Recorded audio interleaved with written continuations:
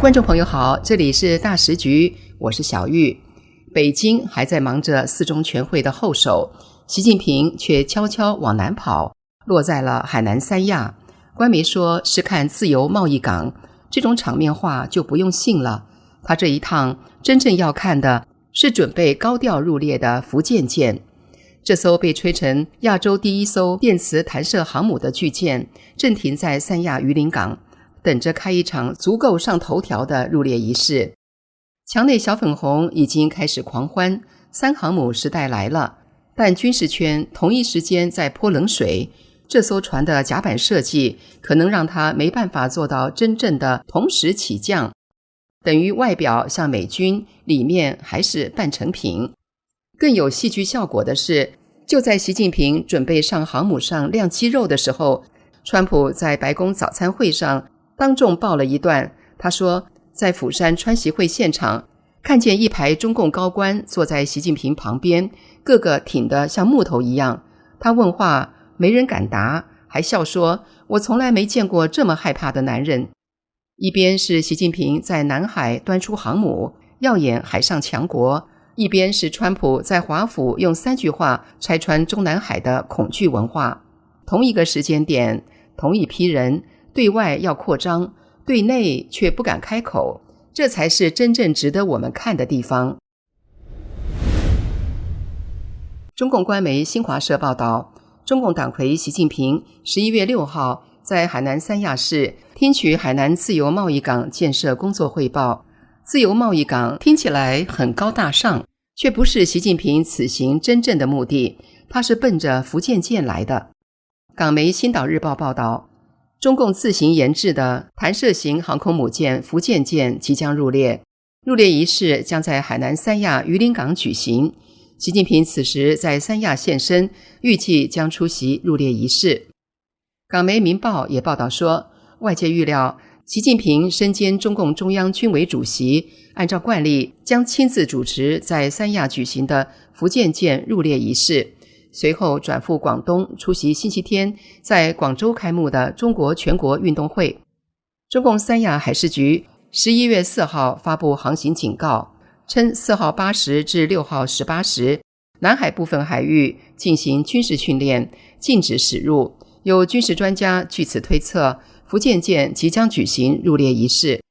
中共对福建舰的入列非常期待。中共国防部发言人张晓刚9月时曾用大家期盼的那一天形容中共的急不可耐。10月13号，中共央视宣称福建舰海试的完成，说明其服役进入倒数计时，共军海军即将正式进入三航母时代。这一天是习近平急切盼望的，中共第3艘航母福建舰即将入列，让习近平在太平洋与美国平分秋色的梦想更前进了一步，也是习近平建立海上强国的一个重要步骤。据悉，福建舰与前辽宁舰和山东舰的华跃式起飞不同，它用的是电磁弹射系统，直接对标美国最新福特级航母。电磁弹射可以使起飞效率提升 30%， 可弹射更重的舰载机，这就使舰载机出动架次率、作战半径等能力大大增强。中共更在乎的是进入三航母时代，可以实现全年365天不间断的远海存在，这是过去近海防御体系难以企及的。一旦福建舰携舰 15T 舰载机、空警600预警机组成完整作战群，其打击半径可覆盖第2岛链，对西太平洋地区的军事态势产生直接牵制。福建舰的入列是中共改变西太平洋地区的战略格局的开始，也将威胁美军在第1岛链的部署，威胁美国主导的自由航行秩序。中共对美国的自由航行一直非常妒忌，但是却只能酸酸的干瞪眼儿。今年8月25号，中共自然资源部海洋发展战略研究所发布美式航行自由法律评估报告中英文版，指责美国的航行自由是军事威胁的自由。现在轮到中共开始吹嘘自己的海上军事威胁能力了。然而，福建舰是提升中共的海上实力的航母，还是交学费的试验品？韩媒《朝鲜日报》引用9月15号中国社交媒体上的军事评论媒体海事先锋报道称，舰载机同时起降是对排水量在8到10万吨级超级航母最起码的要求。福建舰虽为超级航母，但实际上无法实现舰载机同时起降。从该媒体提供的图片来看，福建舰的2号弹射器线路与斜线降落跑道的末端存在重叠，3号弹射器更是位于降落跑道内侧。也就是说，当舰载机降落时，2号、3号起飞弹射器线路将无法使用。1号弹射器线路虽不与降落跑道重叠，但问题是降落的舰载机若想移动到准备区域，需要经过1号弹射器线路。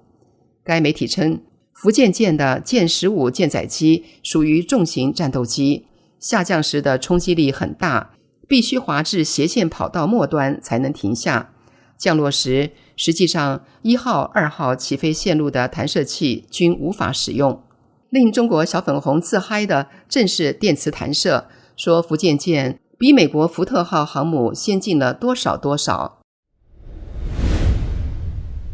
其实福特号航母已经运行了10几年，其装载的电磁弹射故障率是每400次弹射发生1次，与设计理论能力每4000次弹射1次差了10倍。但中国的电磁弹射应该没有达到400次，福建舰至今还没入役，现在就这么自嗨，恐怕太早了一点。美国总统川普访问日本时，在日本横须贺美军基地说，他将签署行政命令，将美国航母的电磁弹射改回蒸汽弹射，叫停所有电磁弹射项目。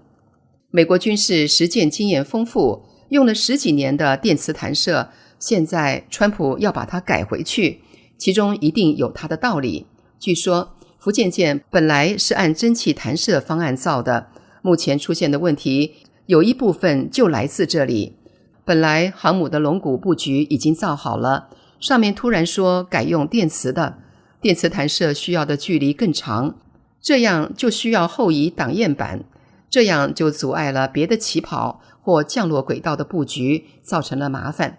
中共也可能留有后手，一旦电磁弹射不行，下一台航母就改用蒸汽弹射的，至于这个福建舰就当交学费了。习近平要亲自主持福建舰入列仪式，可见他是多么的隆重其事，就怕这福建舰在他的手中也是烂尾，那让中共自嗨得不得了的电磁弹射很可能为将来埋下祸患呢。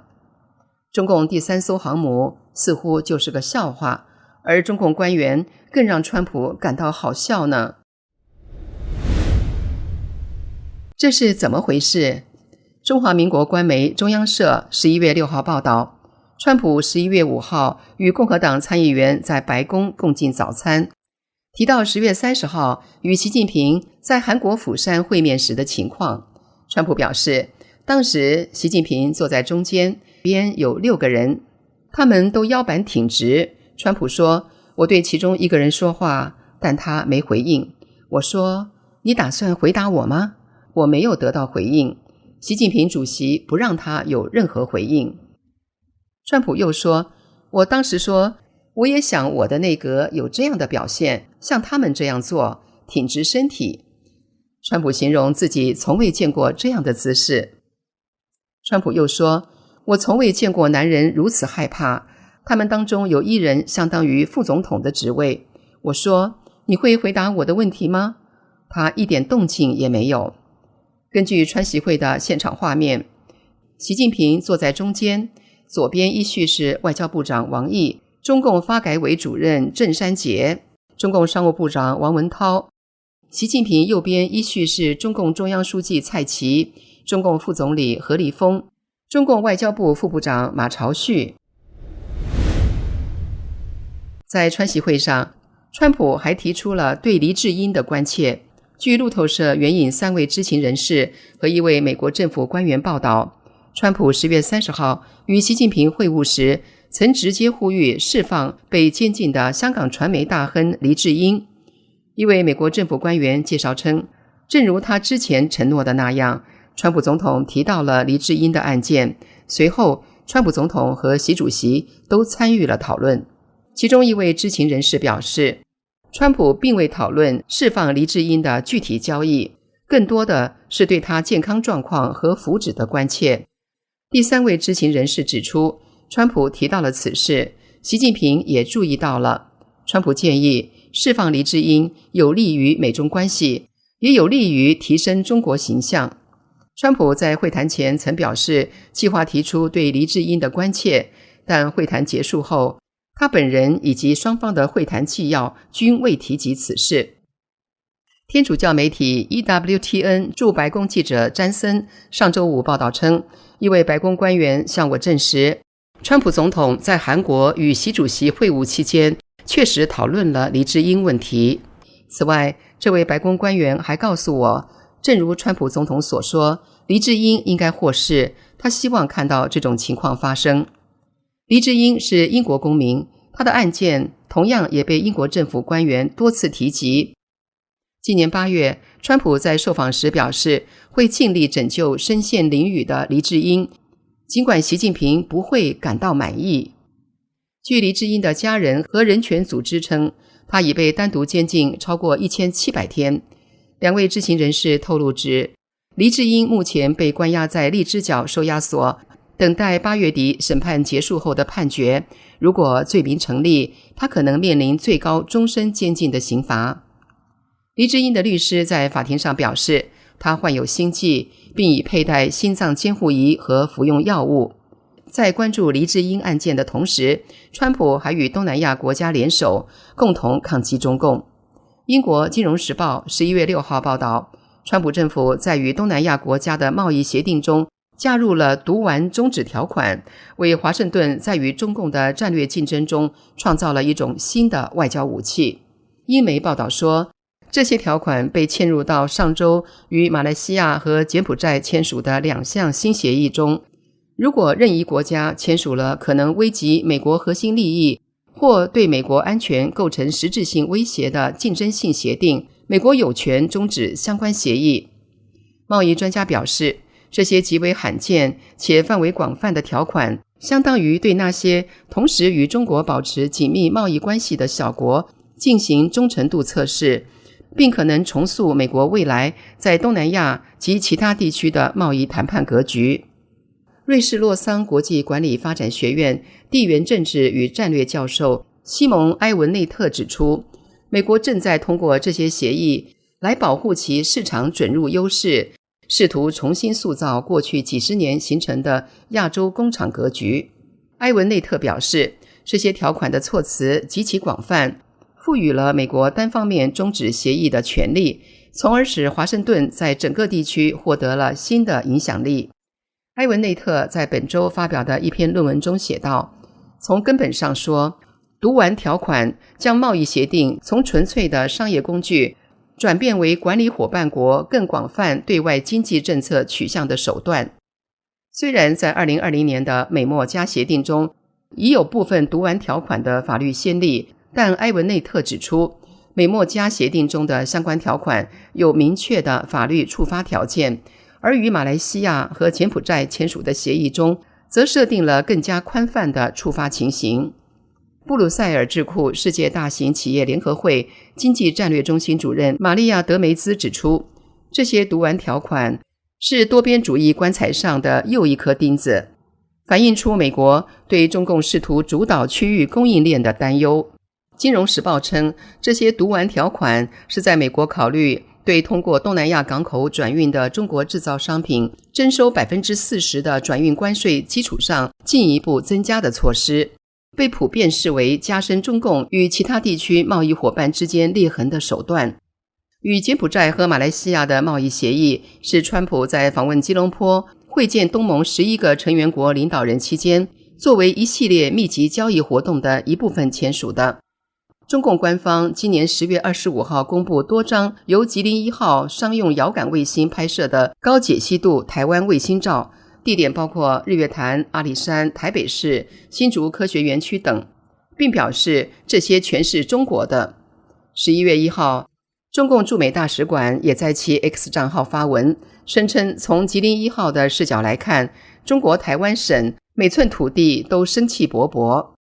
资深媒体人林保华11月5号在台媒自由时报撰文指出，台湾是民主国家，人民享有各种自由，自然是每寸土地生气勃勃，不像中国现在又是躺平又是内卷，习近平无计可施，所以台湾并非中国台湾省。林保华认为10月31号中共发布这张图是中共对川习会的反射，由中共驻美使馆出手，明显是针对美国。川普在川习会前已经说了，台湾就是台湾，所以习近平没有跟川普提台湾，怕的就是自讨没趣。然而习近平迫切需要川习会，内容是次要问题，因为10月下旬川普对川习会一会儿说会成功，一会儿说不会，习近平急得要死。中共外交部发言人郭家坤10月22号强调，元首外交对中美关系发挥着不可替代的战略引领作用，中美两国元首保持着密切的沟通和交往，这道出了习近平的心情。习近平为什么这么需要川习会？因为中国经济在和美国友好时向上发展，和美国关系恶劣时向下坠落。反西力量批评习近平无能，把对美关系搞坏了，因此他需要川习会表示他有与美国合作的能力。为此不惜免掉美国所不满的李成钢的谈判代表兼职，至于稀土、黄豆、芬太尼等问题对他不重要，那是随时可以修改的政策，只要有川习会的形式堵住政敌的嘴巴，他仍可以坚持反对美帝的一贯立场。从中共20届四中全会审议通过的“15-5”规划建议，实际上是10年规划，处处针对美国，并且要赶超美国。习近平体现了毛皇帝超英赶美的野心，然而如果无法解决通缩、内卷、外交孤立等问题，最后不就是泡汤？中共作为美国安全最大威胁，美国对中共早已提升了警觉，熊猫时代也一去不复返了。这里是大时局，感谢您的陪伴与思考，请订阅、分享并打开小铃铛，一起在动荡中坚守真相，在黑暗中点燃希望。